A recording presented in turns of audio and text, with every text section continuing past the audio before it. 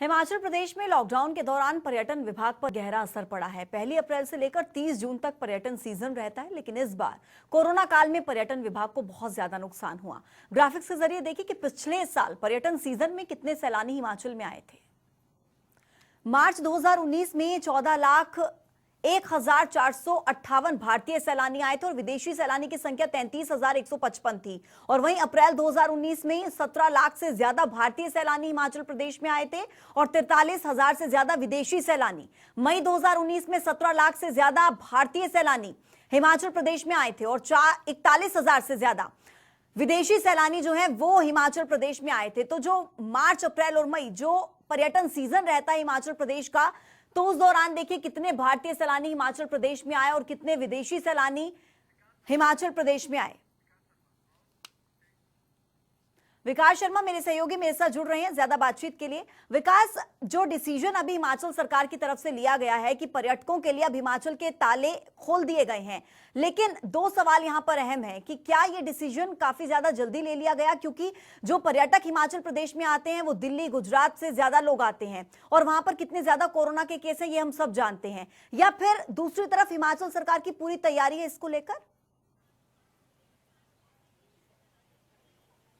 बिल्कुल, देखिए राज्य सरकार तो ये दावा कर रही है कि पूरी तैयारी इन्होंने की है, लेकिन वहीं अगर आज की बात करें, जब से ये फैसला आया है, आज अखबारों की सुर्खियां बनी हुई हैं इसी चीज को लेकर कि अब हिमाचल प्रदेश में जो पर्यटन की दृष्टि से अगर देखा जाए तो पूरी तरह से द्वार जो है वो यहाँ पर खोल दिए गए हैं, बॉर्डर्स जो है वो उसको खोल दिया गया है सभी बाहरी राज्य के लोगों के आने के लिए, लेकिन कुछ बंदिशें जो है वो लगाई गई हैं।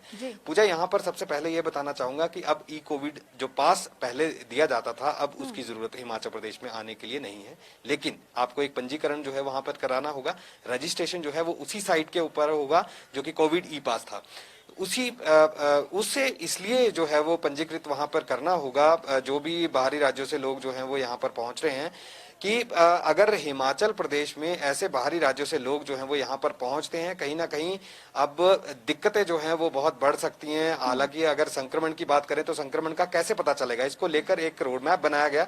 ये कहा गया कि हर आदमी का डेटाबेस होना चाहिए। आखिरकार सरकार को और यहाँ की जो एजेंसीज हैं, चाहे वो स्वास्थ्य विभाग से जुड़ी हैं, तमाम ये एजेंसीज को ये पता होना चाहिए कि हिमाचल प्रदेश में जो बाहरी राज्यों से लोग आ रहे हैं, क्या वो उनकी हिस्ट्री है, क्या उनको कोई बीमारी तो नहीं, या फिर अन्य व्यवस्थाएं जो हैं वो किस तरह से रहने वाली हैं, इसको लेकर ये कहा गया। और साथ में ये भी कहा गया कि ऐसा नहीं होगा कि कोई बाहरी राज्य से अगर हिमाचल में आता है और अगले 24 घंटे में वो यहाँ से बाहर चला जाए, ऐसा नहीं हो पाएगा। इसके लिए कुछ दिन जो है वो यहाँ पर उसे समय बिताना होगा। इसको लेकर गाइडलाइंस जारी की गई हैं। खास तौर पर अगर पर्यटन व्यवसाय से जुड़े लोगों की मैं बात करूं तो इस चीज को लेकर पहले शुरुआती दौर में आपत्ति जताई गई थी। सभी होटलियर्स या फिर एसोसिएशन जो है वो मना कर रही थी कि राज्य सरकार इसके बारे में सोचे कि किस तरह से गेस्ट यहाँ पर आएगा, उसको कैसे एंटरटेन करना है।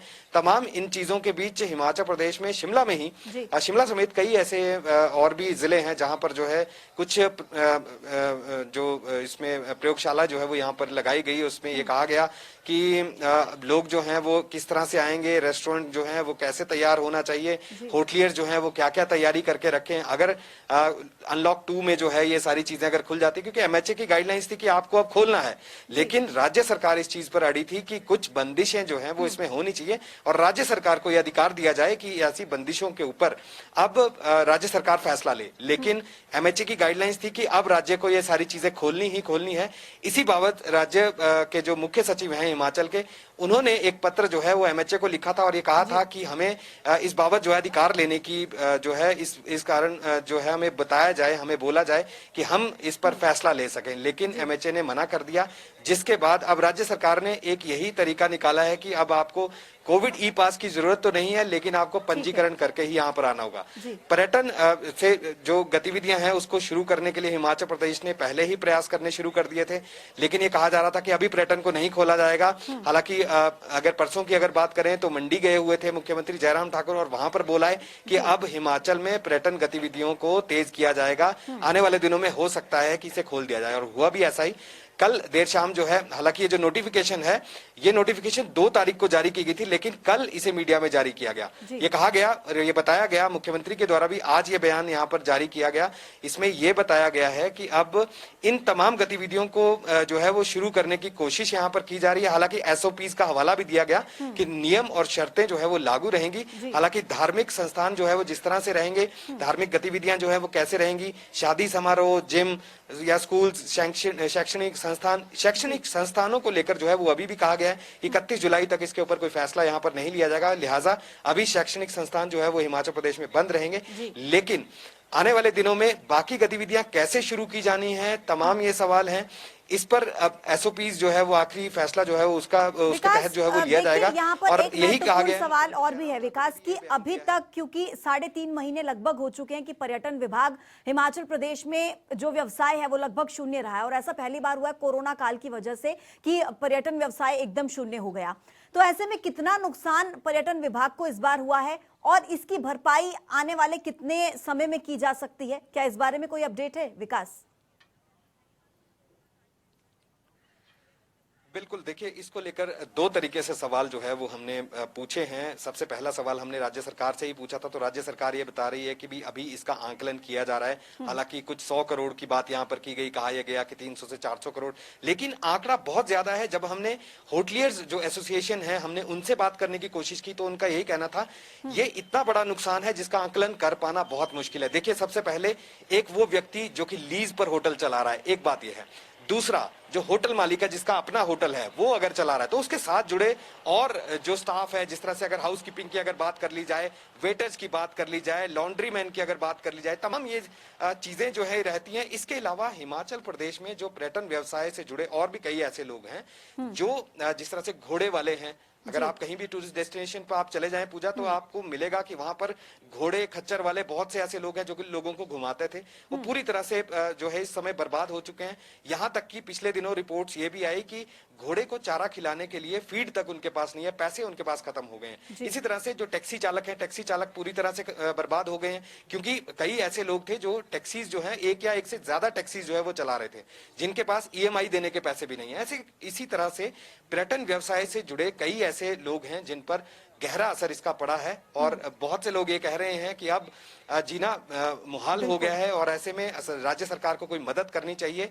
और गुहार इसी बात की लगाई जा रही थी कि कोई पैकेज, आर्थिक पैकेज जो है, विशेष पैकेज खास करके पर्यटन व्यवसाय को जो है वो यहाँ पर देना चाहिए। इस बाबत भी कुछ मिलना चाहिए ताकि कुछ राहत मिले। ठीक है विकास, आप बने रहिए मेरे साथ। कमलेश बहुत मनाली से मेरे साथ जुड़ रहे हैं, उनसे भी ज्यादा जानकारी मैं लूंगी।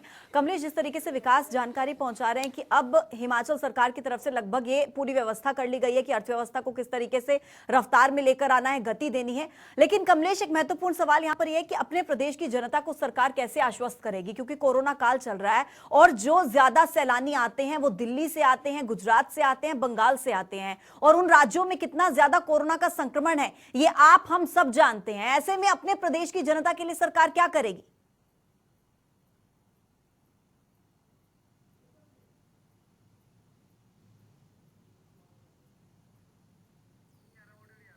चलिए कमलेश, दोबारा से आपसे जुड़ने की कोशिश मैं करूंगी, आवाज मुझ तक आपकी नहीं पहुंच पा रही है। विकास, यही सवाल मेरा आपसे रहेगा कि प्रदेश की जनता को सरकार कैसे भरोसा दिलाएगी कि प्रदेश में किसी तरीके का कोरोना का खतरा नहीं बढ़ेगा।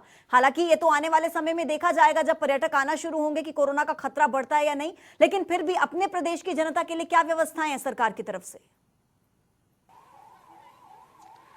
देखिए, जब से ये फैसला आया है कि राज्य सरकार ने अब आगे की गतिविधियों को बढ़ावा देने के लिए अब पूरी तरह से द्वार खोल दिए हैं, बॉर्डर्स को खोल दिया गया है, इसके बाद से सोशल मीडिया पे जमकर किरकिरी हो रही है राज्य सरकार की, ये कहना होगा। और वो इसलिए भी क्योंकि एक तरफ आप ये कह रहे हैं कि पर्यटन जो है उसको बढ़ावा देना है, बाहरी राज्य से कोई भी लोग यहाँ पर आ सकते हैं। दूसरी तरफ जो हिमाचल प्रदेश का कोई ऐसा व्यक्ति जो हिमाचली होगा, बाहरी राज्य में गया होगा, वापस आएगा कुछ दिन के बाद, उसके लिए होम क्वारंटीन रहना अभी भी जरूरी होगा। रेड जोन से अगर वो आता है, ग्रीन जोन से आता है, ऑरेंज जोन से आता है, उसके लिए जो है, और सीधे तौर पे ये कहा गया कि जो रेड जोन से आएगा उसको इंस्टीट्यूशनल क्वारंटीन 14 दिन के लिए रहना ही होगा।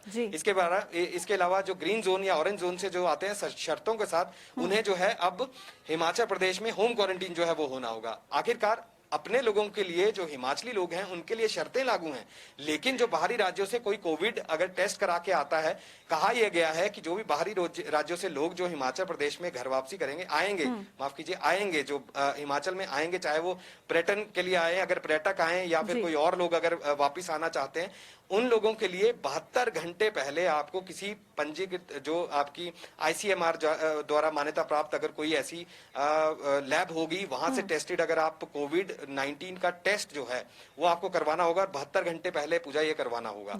इसके बाद ही आप हिमाचल प्रदेश में आएंगे और आपको अनुमति जो है वो इसकी दी जाएगी। लेकिन आपको 5 दिन के लिए हिमाचल प्रदेश में कम से कम रहना होगा, ये भी इसके अंदर एक आदेश जारी किए गए कि ये नियम लागू करने होंगे। इसके अलावा जो हिमाचली लोग होंगे वो तो आखिरकार हिमाचल प्रदेश में आएंगे और उनको इंस्टीट्यूशनल क्वारंटीन रहना होगा। तो ऐसे सवाल, और इसके ऊपर अब जमकर किरकिरी राज्य सरकार की हो रही है।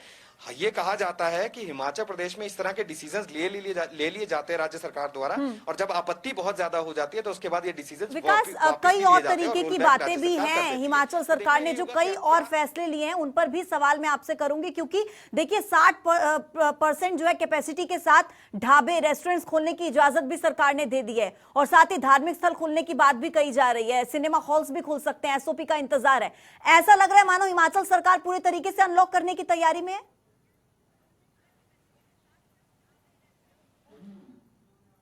अनलॉक 2 की प्रक्रिया अब जारी है, और ऐसे में अब मुख्यमंत्री जयराम ठाकुर से आज हमने बात की, उनका यही कहना है कि अब बाकी राज्यों ने जहां पर तादाद बहुत ज्यादा है पॉजिटिव मामलों की, कोरोना पॉजिटिव की बहुत तादाद है, मौतें बहुत ज्यादा हुई हैं, हिमाचल प्रदेश में तो अभी सिर्फ 9 ही मौतें हुई हैं।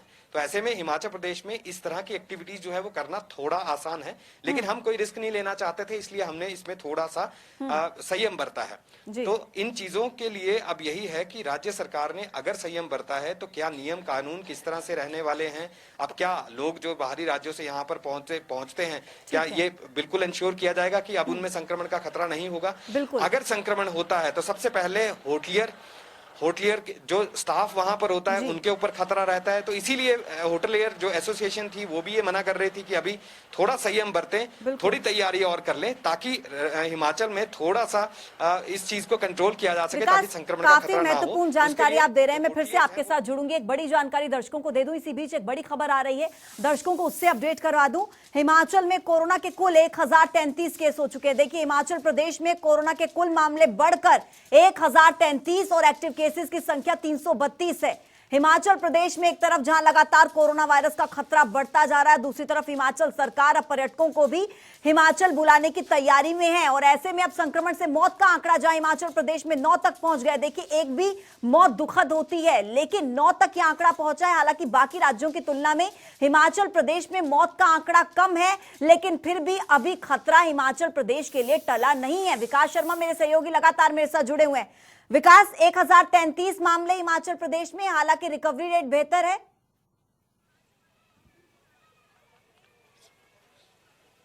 बिल्कुल, देखिए अब रिकवरी रेट जो है, यानी कि कुल तादाद में करूं तो जहां एक तरफ अब तक हिमाचल प्रदेश में 1033 मामले आ गए हैं, वहीं अगर हम एक्टिव मामलों की बात करें तो वो 332 हैं। और अगर रिकवरी रेट की हिमाचल प्रदेश की बात करें तो हम बड़ी पहले से कहते आ रहे हैं कि हिमाचल प्रदेश में रिकवरी रेट सबसे अव्वल है, जिसके लिए पीछे अभी तारीफ जो है वो राज्य सरकार की गई, केंद्र सरकार द्वारा ये कहा गया कि आपका रिकवरी रेट बहुत अच्छा है। तो 600 से यानी कि 677 ऐसे लोग हैं जो ठीक होकर अपने घरों को जा चुके हैं। यानी कि आप इसी बात से अंदाजा लगाइए कि 332 लोग जो हैं वो एक्टिव केसेस हैं अभी हिमाचल प्रदेश के, जो विभिन्न अस्पतालों में इस समय एडमिट हैं, उनका इलाज जो है वहां पर चल रहा है। लेकिन जो अगर रिकवरी रेट की बात करें तो अब वो 677 है। आप अंदाजा इसी चीज से लगा सकते हैं कि क्या हिमाचल प्रदेश में अब डबल ये तादाद हो रही है। अगर एक्टिव मामलों की अगर बात करें तो उससे डबल अब लोग ठीक होकर घरों को जा रहे हैं। उम्मीद राज्य सरकार को यही है, और राहत भी राज्य सरकार इसी चीज से ले रही है कि हिमाचल प्रदेश में रिकवरी रेट अच्छा होने से जो संक्रमण का खतरा है उसे अब कंट्रोल में रखा गया है। हालांकि एक्टिव मामले लगातार सामने आ रहे हैं, लेकिन ठीक होने वाले लोगों की भी तादाद बराबर जा रही है। तो रोजाना मामले बढ़ रहे हैं। इसी बीच आज हिमाचल प्रदेश में मेडिकल बुलेटिन था, विकास अगर मैं गलत नहीं हूं तो जो सुबह का मेडिकल बुलेटिन था, अभी भी उतने ही केस है, मामले बढ़े नहीं है हिमाचल प्रदेश में आज अभी तक। बिल्कुल, देखिए जो अगर 12 बजे की अगर बुलेटिन की, मिड डे बुलेटिन की अगर मैं बात करूं तो एक मामला उसमें और ऐड हुआ है जो मौत का मामला है, और आज सुबह जो खबर आई थी कि देर रात जो है सुबह के बीच में एक व्यक्ति 70 वर्षीय व्यक्ति था जो कि सुजानपुर के किसी गांव में था, वहां पर उसकी मौत हुई है। हालांकि मौत जो है उस व्यक्ति की मौत जो हुई है वो नेर चौक अस्पताल में हुई है जो कि जिला मंडी में था, लेकिन हमीरपुर जिले का केस है। तो ऐसे में अब कुल मामला अगर कुल आंकड़ों की अगर मैं बात करूं तो जो मौत के आंकड़े हैं वो लगातार बढ़ रहे हैं। अब 9 मौतें जो हैं कोरोना पॉजिटिव लोगों की हिमाचल प्रदेश में हो चुकी है। हालांकि कुछ संदिग्ध लोग भी थे जिनको ऐड नहीं किया गया, लेकिन मौतें तो हिमाचल प्रदेश में और भी हुई हैं। लेकिन अब कोरोना पॉजिटिव लोगों की जो ऑफिशियल रिपोर्ट है वो 9 मौतें जो है अब तक हो चुकी हैं। ऐसे में लगातार मामले भी बढ़ रहे हैं। पिछले 24 घंटों में भी लगातार मामले सामने आए हैं और कभी ऐसा नहीं होता कि एक भी दिन कोई मामले जो है वो पॉजिटिव नहीं सामने आते। विकास, जो कभी ऐसा हो जाता है कि 2 या 4 विकास मामले जो है कंटेनमेंट जोन्स हैं, क्या वहां पर अभी 24 घंटों में सख्ती बरकरार रहेगी या वहां पर भी रियायत मिल सकती है? जैसे अब हिमाचल सरकार तमाम कोशिशें कर रही है अर्थव्यवस्था को पटरी पर लाने के लिए, लेकिन कंटेनमेंट जोन्स में क्या रहेगा अभी? बिल्कुल, देखिए जो कंटेनमेंट जोन्स हैं जो हिमाचल प्रदेश में बनाए गए हैं, अब जिस तरह से अगर बीते दिनों की बात करें तो अभी आईटीबीपी के बहुत से जवान जो है जिला किन्नौर में और शिमला के रामपुर में जो है वहां पर सामने आए थे। भावानगर में बहुत से जवान जो हैं वो कोरोना पॉजिटिव जो है पाए गए थे। हालांकि ये कहा गया कि ट्रैवल हिस्ट्री जम्मू से जुड़ी है। कुछ जवान 22 के करीब जवान जो है वो जम्मू से आए थे और यहाँ पर आके अपनी ड्यूटी जो है वो यहाँ पर दे रहे थे। तो ऐसे में अब जो कंटेनमेंट जोन है वहां पर अभी भी वैसी ही तैयारियां रहेंगी, वैसी ही व्यवस्था रहेगी जिस तरह से पहले चला रहा था। इसमें कोई चेंजेस नहीं, राज्य सरकार जो है राहत नहीं देने वाली है क्योंकि संक्रमण का खतरा जो है उसे संभालना है। तो ऐसे में आने वाले दिनों में अभी और क्या व्यवस्था की जा सकती है? आपने धार्मिक गतिविधियों की आपने बात की तो उसके लिए भी आज शाम तक जो है ये फैसला लिया जा सकता है। ढाबों के लिए, रेस्टोरेंट्स के लिए आपने कहा कि 60% के जरिए जो है वो अब ऑक्यूपेंसी के साथ जो है वो लोग बैठ सकेंगे, खाना खाने वहां पर जा सकेंगे। तो ये बिल्कुल सही है, लेकिन तैयारी उनको रखनी होगी। सैनिटाइजर्स समेत अन्य जो प्रिकॉशंस है वो उनको यहाँ पर बरतने होंगे। साफ सफाई का पूरा ख्याल जो है वो यहाँ पर रखना होगा। सैनिटाइजेशन का पूरा ख्याल यहाँ पर रखना होगा। जो डिसइंफेक्ट करने का जो छिड़काव है वो यहाँ पर पूरी तरह से दवाई का करना होगा। इसी चीज के तहत आज भी डीसीज के साथ ये बैठक की गई है, बीडीओज के साथ बैठक की गई है। ग्रामीण स्तर पर अब यही कहा जा रहा है कि हिमाचल प्रदेश में अब प्रधानों को और ये बीडीओज को ये कहा गया है कि अब इन चीजों के लिए तैयार रहे, क्योंकि हमने बॉर्डर्स को खोल दिया है। आने वाले दिनों में अगर संक्रमण का खतरा बढ़ता है तो उसके लिए कैसे तैयारी की जाए, इसको लेकर रोड मैप जो है वो आज मुख्यमंत्री ने बनाया है उनके साथ मिलकर। विकास, आपका बहुत बहुत शुक्रिया तमाम अपडेट्स हम तक पहुंचाने के लिए। तो हिमाचल सरकार पूरी तैयारी में है कि अब अर्थव्यवस्था को किस तरीके से गति में लाना है, लेकिन यहाँ पर खुद की सुरक्षा करना बहुत ज्यादा जरूरी है।